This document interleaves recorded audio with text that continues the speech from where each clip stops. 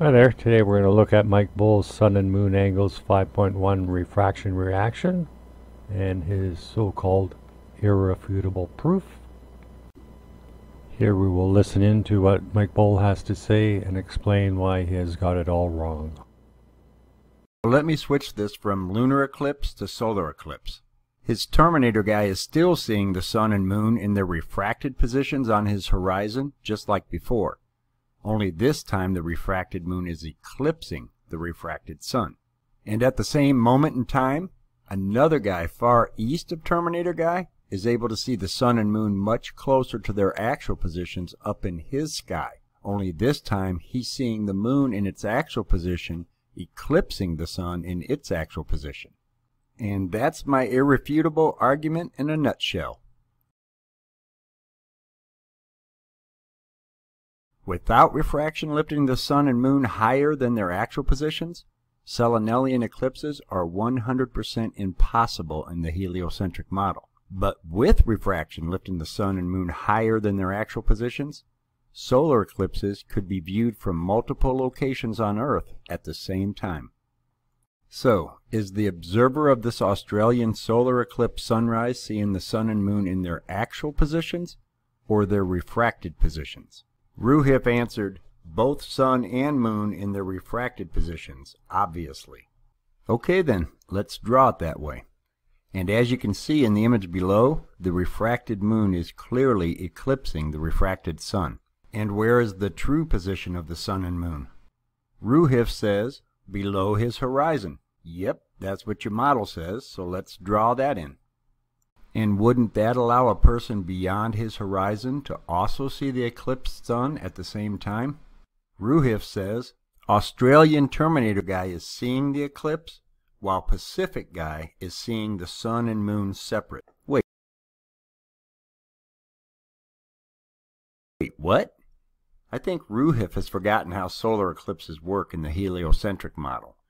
If the true position of the moon is between the sun and the earth, then that moon is casting its pointy little shadow on the earth, and a person within that shadow is seeing a solar eclipse.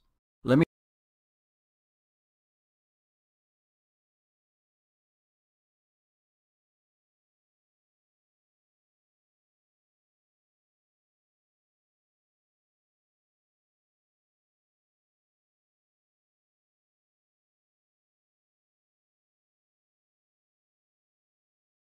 show it using Slice Barkane's scale model.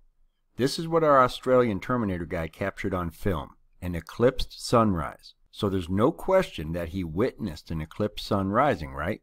There's no question that he saw an eclipsed sun at the precise moment in time captured in the still shot above, right? And at the very beginning of his footage, this is what he saw. The very upper limb of the sun and moon just starting to peek over his horizon, as shown in this image he captured of the event, right? Now what Ruhiff, NASA, and the entire heliocentric model is saying is that when our Australian friend saw this moon peeking its head up over his horizon, he was actually seeing the moon in its refracted position, half a degree, or 1 full moon diameter, higher than the moon's true position at the precise moment in time captured in this still shot. And what Ruhiff, NASA, and the entire heliocentric model are also saying is that the true position of the moon at the precise moment in time captured in the still shot above was a half a degree, or 1 full moon diameter, below our Australian friend's horizon. They're saying that the moon's actual position was here, casting its pointy shadow on the earth, while our Australian friend was seeing the moon in its refracted position eclipsing the sun. And because Ruhiff has apparently found himself in a very awkward position, he's claiming that this other guy, standing in the middle of the pointy moon shadow, is seeing the sun and moon separate. Is that really how solar eclipses work in your model, Ruhiff? A person can be in the moon's umbra, but unable to see an eclipsed sun? Okay, there's Mike Boll's irrefutable proof in a nutshell, and we will now look at why Ruhiff is correct when he says the Pacific guy will have a separate view of the sun and moon. We will base the proof on an area in the Pilbara, Australia area, similar to what is shown on the video. Okay, our two targets are going to be a person in the Pilbara region in Australia and one in the Northern Territory, referred to as the Pacific Guy in Mike Boll's video. The distance between the two targets is 1,569 kilometers. We will load these two targets in Stellarium and set the exact same time for each and find out who's right, Mike Boll or Rufus. Rufus claiming that the Pacific Guy will have a complete and separate view of the sun and moon. Here we see the Annular Eclipse as viewed from the Pilbara region at 22:34:30, May 9th, 2013 UTC time. And now we will load the view from the Northern Territory at the exact same time.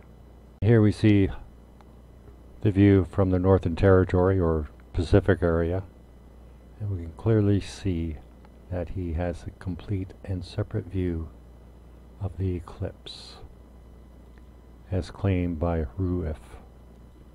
He is not seeing the refracted eclipse that the person in the Pilbara region is seeing. It's completely separate.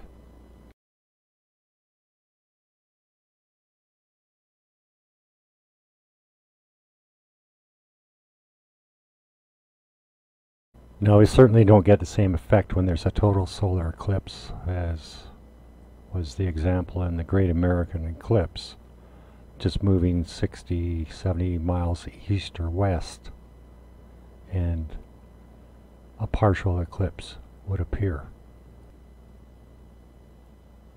The reason why two observers can have complete and separate views of the eclipse during an annular eclipse is because the Earth is in the antumbra, and during a total solar eclipse, the umbra is striking the Earth.